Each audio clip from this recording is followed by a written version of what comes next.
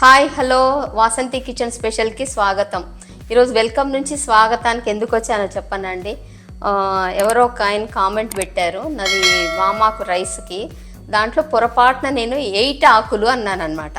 దానికైనా నన్ను మంచిగా బాగా క్లాస్ వీకి మంచిగా పెట్టాడు. సరే అండి, ఒక్కొక్కసారి వచ్చేస్తాయి కదా అనుకోకుండా. మన మామూలుగా చూడండి, మన ఇంట్లో ఎవ్వరు మాట్లాడినా కూడా ఇంగ్లీష్ వర్డ్స్ రాకుంటే ఏముండవు కదా. మరి వాళ్ళు కామెంట్ పెట్టినప్పుడు టైప్ అంతా ఇంగ్లీష్లోనే చేస్తారు కదా. మరి ఏమోలేండి. ఇప్పుడైతే మనము చిన్న దోసకాయలతో పచ్చడి పెట్టుకుందాము. నేను ఇవి 1/2 kg తెచ్చాను. ఇంతే ఉంటాయి, 5 కాయలు వచ్చినాయి. ఇదన్నమాట. ఈ కాయలతోనే ఈ పచ్చడి బాగుంటుంది. పెద్ద దోసకాయలతోని ఇంత టేస్ట్ రాదు. ఈ కాయలతోనే పెడతారనమాట. ఇది రండి, సన్న ముక్కలు కట్ చేసి పెట్టాను. దీంట్లో గింజలు తీయాల్సిన అవసరం ఏం లేదు, ఎందుకంటే గింజలు చాలా ఇదిగోండి చాలా లేతగా ఉంటాయి. ఇట్లా కట్ చేసి పెట్టాను అనమాట. కొంచెం చేదు వాసన వస్తుంది కానీ ఏముండదు, చేదు ఉండదు, ఏముండదు. చాలా అంటే చాలా టేస్టీగా ఉంటుంది. కాకపోతే ఎక్కువ రోజులు నిల్వ ఉండవండి. ఎప్పుడైనా ఈ దోసకాయ పచ్చడి మాత్రం ఎక్కువ రోజులు నిల్వ ఉండదు. ఎక్కువ అంటే ఫ్రిడ్జ్లో పెట్టుకుంటే 1 month 1.5 month ఉంటుంది, కానీ ఇయర్ అంతా ఉండడం కొంచెం కష్టం అనమాట. ఇదిగోండి ఇట్లా కట్ చేసి పెట్టుకున్నా కదా. తడి లేకుండా చూసుకోండి. ఈ కాయలైనా మనకు 1 month ఉండాలంటే కూడా తడి మాత్రం ఉండొద్దు. నేను ఒక 1/2 teaspoon ఉప్పు వేస్తున్నాను. కలిపి ఒక 5 నిమిషాలు పక్కన పెడదాం. దీంట్లో కొద్దిగా నీరు ఊరుతుంది అనమాట. ఇప్పుడు మూత పెట్టేసి పక్కన పెట్టేసుకొని కొంచెం మసాలా వేయించుకొని గ్రైండ్ చేసుకుందాం. ఇది ప్యాన్ వేడి చేశాను నేను. దీనికి 1/2 teaspoon జీలకర్ర వాడుతున్నా. మనం ఎందుకంటే 1/2 kgనే కదా, 1 kg అయితే దీనికి మనం 4 ఇంతలు చేసుకుంటూ పోవాలన్నమాట. తర్వాత ఒక 1/2 kg మెంతులు, 2 teaspoons ఆవాలు. దీంట్లో ఏంటంటే ఆవాలు ఎక్కువ ఉంటేనే టేస్ట్ ఉంటుంది బాగా. స్పూన్ చిన్నగా ఉంది, అందుకే ఇంకొకసారి యాడ్ చేస్తున్నా నేను.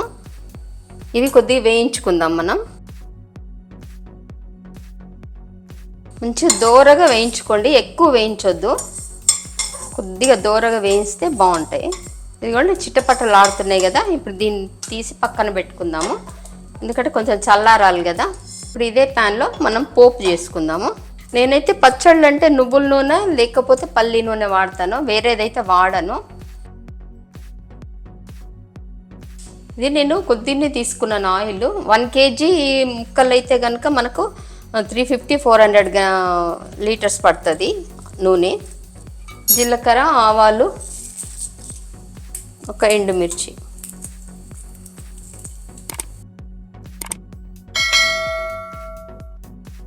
అవి వేగిన తర్వాత ఒక టేబుల్ స్పూన్ నేను జింజర్ గార్లిక్ పేస్ట్ యాడ్ చేసుకున్నా. పొట్టు తీసి పెట్టిన వెల్లుల్లి కూడా యాడ్ చేస్తున్నా. ఇది ఎక్కువ వేగాల్సిన అవసరం లేదు, దాంట్లో ఉన్న తడి తేమ అనేది పోవాలంతే.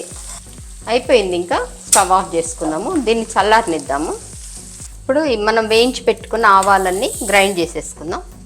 ఇవ్వండి మన ముక్కలు నీరు వచ్చినాయి చూడండి. ఇప్పుడు దీంట్లో అన్నీ కలిపేసుకుందాము. 1 kg కాయలకి మీకు 1 cup కారపొడి పడుతుంది. నేను ఇది 1/4 1/2 kg కదా, 1/4 కప్కి కొంచెం తక్కువ వేస్తున్నాను, ఎందుకంటే చాలా కారం ఉంది. దీంట్లో ఎప్పుడైనా కారం ఎంత వేస్తామో దాంట్లో 1/2 సాల్ట్ యాడ్ చేయాలన్నమాట, ఉప్పు యాడ్ చేయాలి. ఇవ్వండి కొద్దిగా పసుపు, మనం గ్రైండ్ చేసి పెట్టుకున్న ఆవాల పొడి. ఇప్పుడు వీటిని బాగా మిక్స్ చేసుకుందాం, కలుపుకుందాం.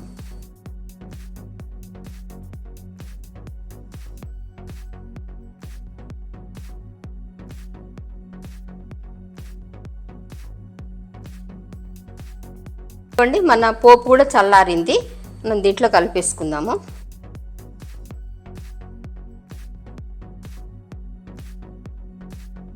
పోపు కలిపేసుకుందాము. ఇప్పుడు మనకి నూనె లేనట్లే అనిపిస్తుంది, కొంచెం ఊరేసరికి నూనె ఇట్లా బాగా పైకి వస్తుంది. ఇంకా 1 more థింగ్ ఏంటంటే, నేను మాంసం పచ్చళ్ళు కానీ ఏ పచ్చళ్ళు పెట్టినా కూడా మరి ఇట్లా కారేటట్లు నూనె అయితే ఏమి వెయ్యను. అందరు ఏమంటారంటే నూనె ఉంటేనే నిల్వ ఉంటుంది, నేనైతే అది బిలీవ్ చెయ్యను. నేను నూనె చాలా తక్కువ వేస్తా. తక్కువ వేసినా కూడా నాకు 1 year ఉంటుంది చికెన్ పచ్చడి కానీ మటన్ పచ్చడి కానీ. ఇప్పుడు దీన్ని మూత పెట్టేసి మీరు ఒక 1 day 2 days, అసలు 1 day సరిపోతుంది. 1 day తర్వాత ఈ ముక్కలు కరకరలాడతాయి అన్నమాట. ఇదిగోండి నేను తర్వాత 1 day తర్వాత చూపిస్తా.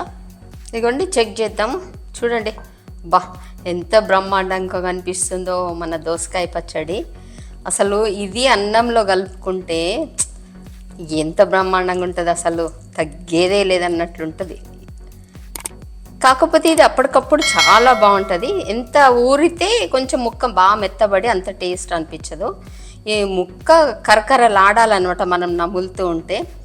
చూడండి దోసకాయ పచ్చడి ఇలా చేసుకొని తింటే అసలు స్వర్గం కనిపిస్తుంది. మీకు నచ్చిందా ఈ వీడియో? నచ్చితే కనుక ఓ లైక్ చేయండి, ఓ సబ్స్క్రైబ్ చేయండి. Thank you.